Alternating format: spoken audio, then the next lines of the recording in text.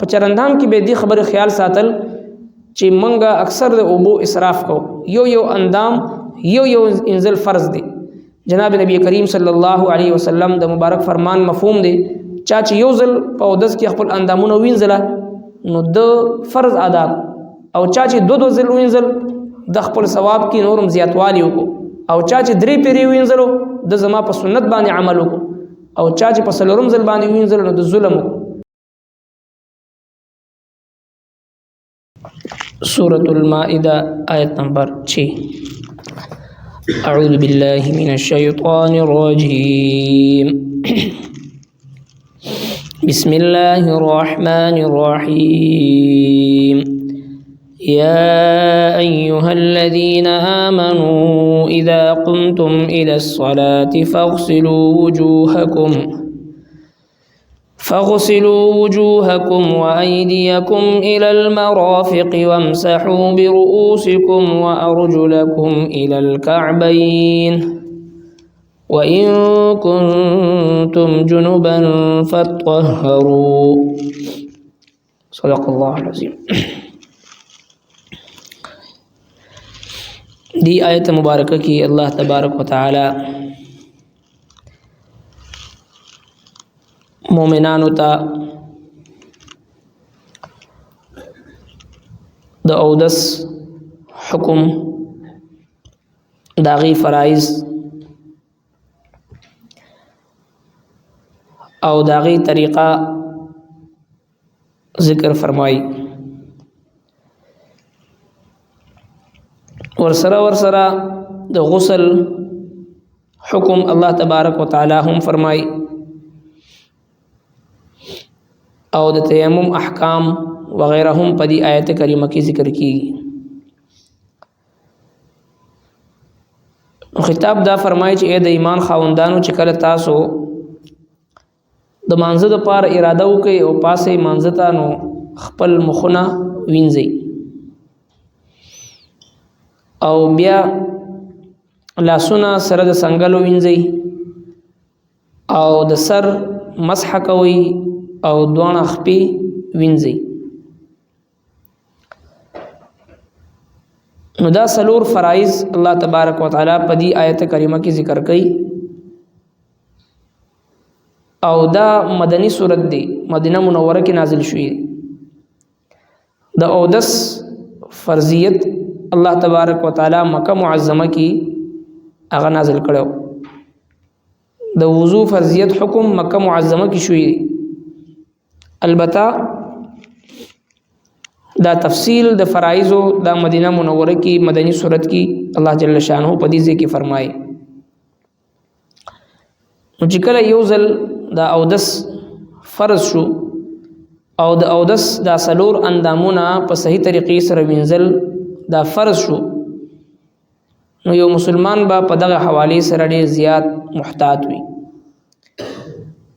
یو دا چې دا څلور فرایض هر چاته یاد وي او دویم دا چې د فرض تعریف هر مسلمان ته معلوم وي. فرض څه ته وي؟ فرض وي هر هغه حکم ته چې هغه دلیل قطعی نه ثابت وي، یعنی د قران کریم صراحتا او د قران کریم حکم چې کوم وي هغه ته دلیل قطعی وي. نو لہذا چې کوم څه دلیل قطعی نه ثابت وي نو هغه ته فرض وي. او بیا د فرض پر خودلو گنجائش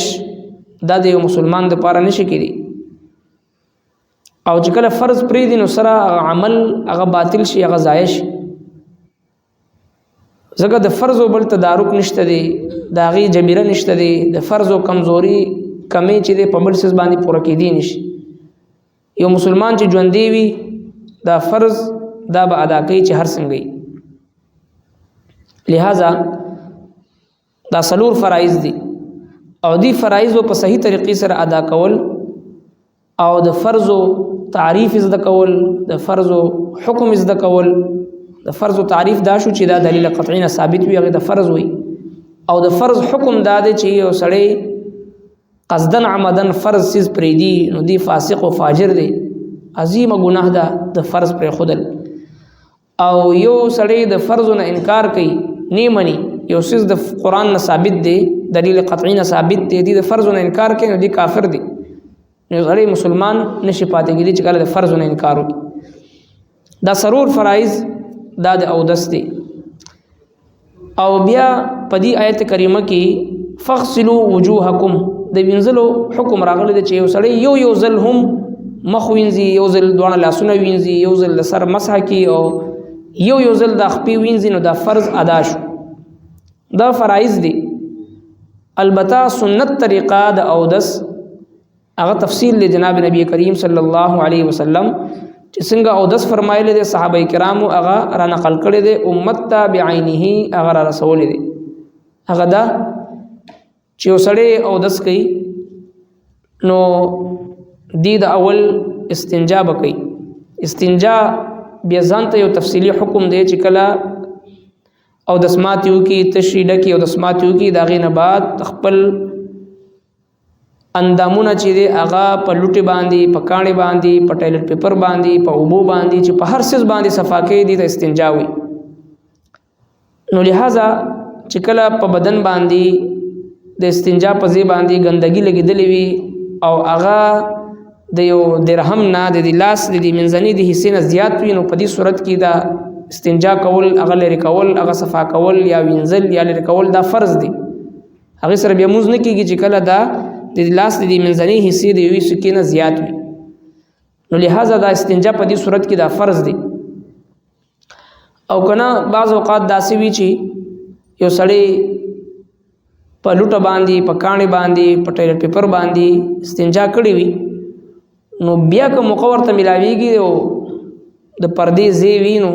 سړی استنجا کولی په اوبو باندې دوباره وکړي نو بهتره خبره ده نو بهتره دا ده چې قرآن کریم کې الله تبارک وتعالی په د مدینه منورې اوسیدونکو خلکو یو خصوصي تعریف ذکر کړو فرمایي چې فيه رجال يحبون ان يتطهروا والله يحب المطهرين په دې مدینه منوره کې داسې خلک دي چې دوی طهارت او پاکیزګي خوښي او الله رب العالمین دی خلکو سره محبت ساتي جناب نبی کریم صلی الله علیه وسلم د مدینه منورې اوسیدونکو انصار او صحابو نه تاسو کو چې تاسو کم داسې د طهارت په باب کې کم داسې عمل کوي چې رب کائنات تاسو تعریف فرمایل په قران مجید کې نو صحابه کرام عرض کو چې یا رسول الله منګه د طهارت په باب کې چې دا کو چې کله په لوټه کاڼي وغیرہ باندې استنجا وکړو نو دوباره د طهارت د پاره د مزید پاکیزګي حاصلولو د پاره د پوبو باندې دوباره استنجا کو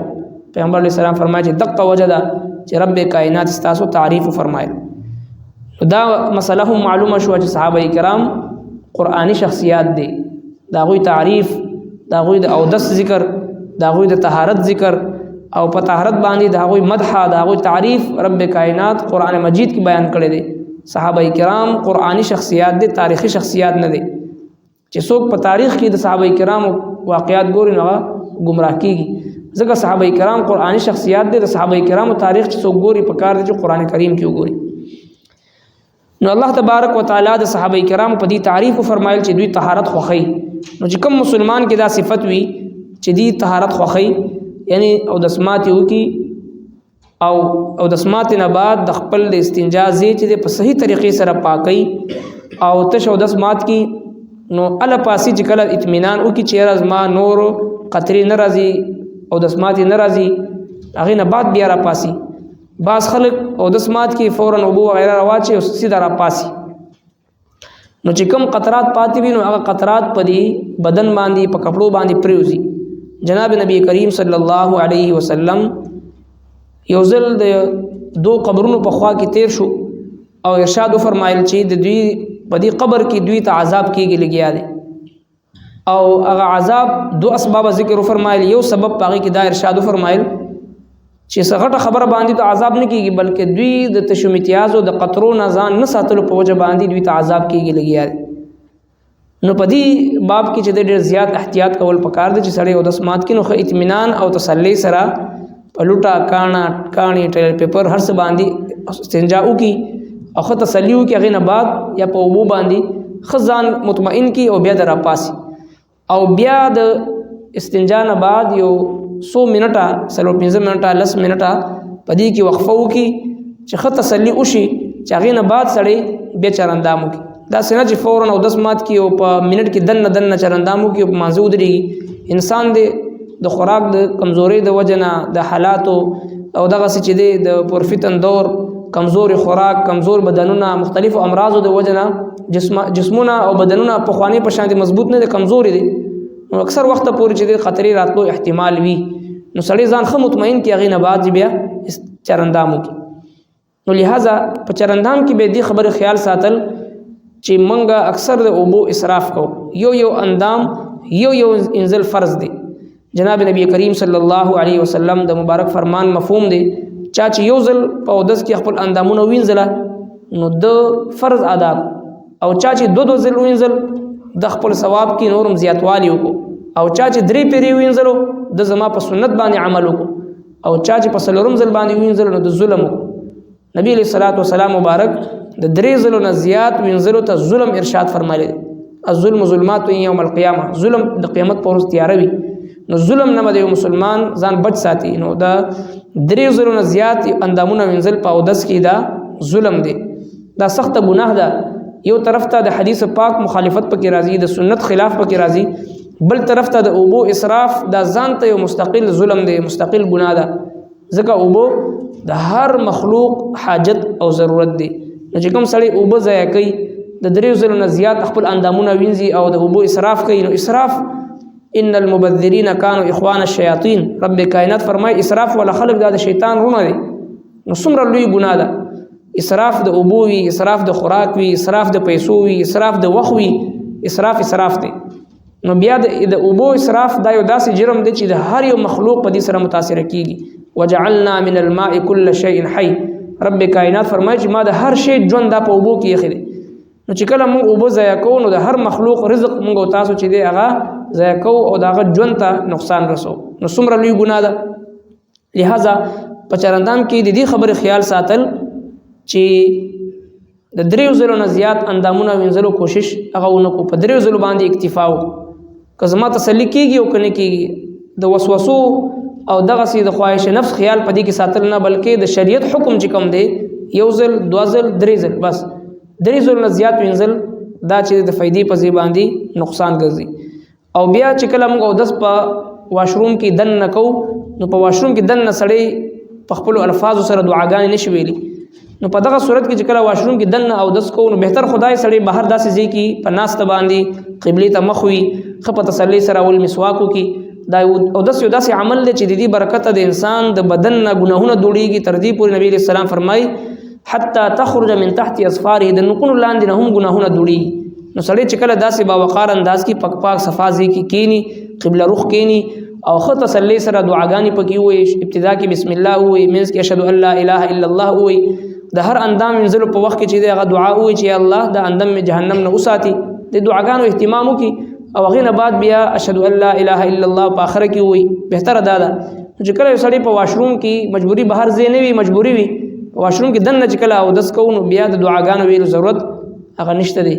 ځکه دعاګانې به زړه کې که څوک وي نو ویلی شي الفاظو سره دعاګانې نشي ادا کولی ځکه بیت الخلا کې دننه واشروم کې دننه دعاګانې اوچته آواز سره ویل اجازت هغه نشته دی په دې صورت مبارکه کې د اودس فرایض او احکام سره د غسل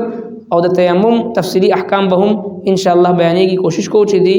دا فرایض زده کو او نور سره دی مذاکره وکړو ربنا تقبل منا انك انت السميع العليم وتب علينا انك انت التواب الرحيم برحمتك